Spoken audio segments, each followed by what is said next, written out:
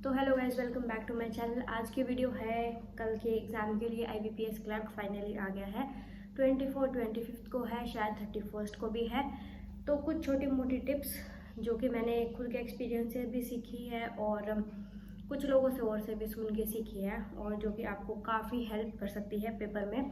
तो ये चीज़ें ध्यान से सुनना, दिमाग में रखना, और मतलब थोड़ा ओपन माइंड रख के, एक्टिव माइंड रख के, और फिर ये सारी चीज़ें फॉलो करना अगर नीड पड़े तो। सबसे पहले, आज कोई पढ़ाई नहीं करनी तो अब ये वीडियो शाम को आ रही है, शायद इसका अब कोई रेलिवेंस है नहीं। मैंने प्लान करी थी सुबह के लिए, बट पॉसिबल हो नहीं पाया मेरे लिए बनाना। ठीक है, सेकंड पॉइंट मैंने लिख दी है ताकि मैं भूल ना जाऊँ। तो सेकंड पॉइंट है, कोई स्ट्रेस वगैरह मत लो अब फाइनली, क्योंकि अगर अब आपकी बॉडी स्ट्रेस रिस्पॉन्स में आ जाएगी तो कल सुबह भी इसी रिस्पॉन्स में रहेगी।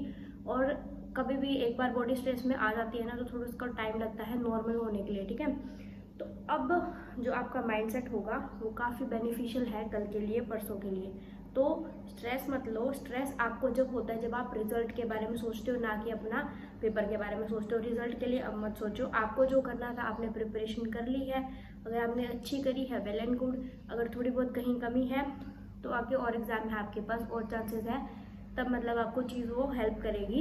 ऐसा नहीं है कि आपके चांसेस खत्म हो गए। ठीक है, तो अब स्ट्रेस लेके जितने आपने प्रिपरेशन करी है उसको भी बेकार कर दो आप, उसका कोई लॉजिक नहीं लगता मुझे। तो ये चीज़ बिल्कुल ध्यान में रखना, ना ही अब लो ना ही पेपर के टाइम। ठीक है, तो आपके डॉक्यूमेंट्स अभी से प्रिपेयर करके रख दो, सुबह के लिए मत छोड़ना, क्योंकि लास्ट मोमेंट पे क्या होता है, हमेशा कुछ ना कुछ भूल जाते हैं। आपका एडमिट कार्ड, आपकी आईडी की फ़ोटोकॉपी, एक फ़ोटो आपकी जो एडमिट कार्ड के ऊपर पेस्ट करनी है वो, एक फ़ोटो आपकी वहाँ पे ज़रूरत होगी वो, प्लस 1 या 2 एक्स्ट्रा लेके जाना।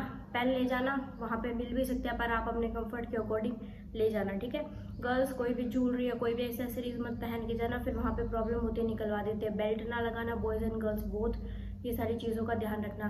गर्ल्स अपना हेयर स्टाइल ऐसे कर लेना, रबड़ बैंड प्लेन वाला तो वो नहीं निकलवाते, क्लेचर और पिन्स वगैरह निकलवा देते हैं, तो इस चीज़ का ध्यान रख लेना। ठीक है, कड़ा वगैरह, रिंग्स वगैरह, ये सब कुछ अपना ध्यान करके जाना। ठीक है, पेपर में बैठने के बाद एनजाइटी होती है, मेरे को भी हुई थी लास्ट टाइम RRB क्लर्क में। PO में फिर भी इतनी नहीं हुई थी ना, शायद PO में भी हुई थी, पर ये चीज़ होती है।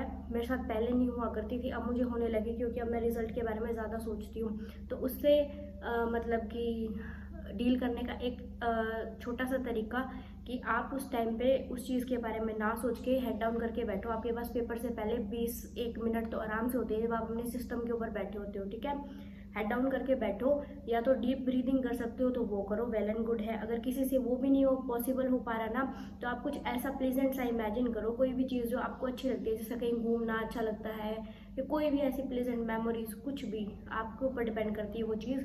आप वो करने की कोशिश करो, आपका माइंड को आपको बिल्कुल डिस्ट्रैक्ट करना है 15 से 20 मिनट में। ठीक है, पेपर शुरू होने के टाइम पे आप स्टार्टिंग में इंस्ट्रक्शंस में ये देख लेना कि कौन सा सेक्शन पहले आने वाला है, कौन सा बाद में। ये चीज़ भी गड़बड़ करती है, क्योंकि आज तक हमेशा पहले इंग्लिश आता था। लास्ट ईयर IBPS क्लर्क में क्या हुआ, मेरा पेपर इसी वजह से गड़बड़ हुआ था। हमेशा इंग्लिश आता था हर पेपर में ही। लास्ट टाइम IBPS क्लर्क में मैं तो वही सोच के बैठी थी, मैंने इंस्ट्रक्शंस पढ़ी नहीं, पता नहीं उसमें मेंशन था या नहीं था। सबसे पहले रीजनिंग आ गया, और जो एकदम से वो रीजनिंग देख के वो माइंड की एंजाइटी थी ना, वो उस सेक्शन के टाइम को पूरा टाइम लग गया मुझे उस चीज़ को ठीक करने में। इसकी वजह से वो 4-5 क्वेश्चन मेरे रीजनिंग के रह गए, तो इसकी वजह से मेरा पूरा पेपर इम्पैक्ट हो गया था। मतलब कि अगर वो चीज़ नहीं हुई होती तो मेरा वो क्लियर होता।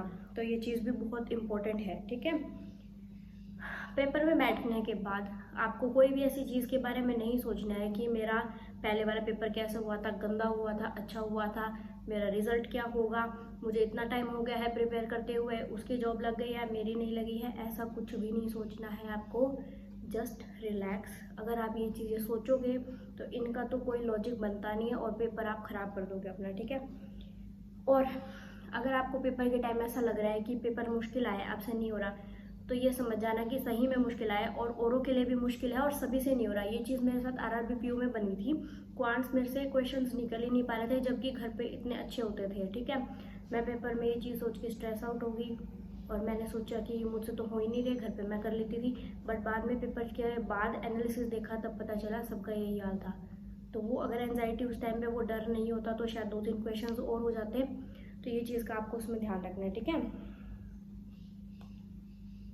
आई थिंक ऑलमोस्ट और सारे पॉइंट्स हो चुके हैं। यही सब लिखा था मैंने, ये जो हो चुका है। और पेपर में इंग्लिश आएगी डुएबल, इंग्लिश के लिए कोई भी टेंशन मत लेना प्लीज़, क्योंकि इंग्लिश उनको हमेशा ऐसा लेवल देना होता है जो सारे अटेम्प्ट कर सके। जो एग्जामिनर खेलता है वो खेलता है रीजनिंग में और क्वांट्स में, तो इस चीज़ में आपको ध्यान रखना है। अगर लगे मुश्किल तो हाँ मुश्किल है, ठीक है। बैलेंस बना के अपना पेपर करना।